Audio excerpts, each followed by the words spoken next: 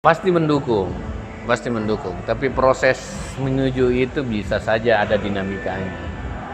Saya rasa secara moral kita pasti saling mendukung. Eh, karena kita dilahirkan dalam ekosistem yang sama. Kebetulan pembedanya dengan ekosistem lain, kami suasana demokrasi agak lebih cair gitu.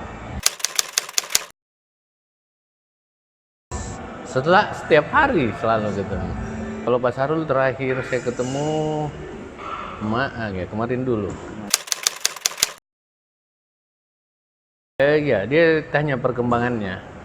Banyak hal dia tanya, perkembangan Pilwali. Saya juga minta izin bahwa saya tidak bisa temani pergi makan malam karena saya mau ketemu partai. Dia menjawab, selamat berjuang, Nek. Semoga sukses. Itu 2 hari yang lalu.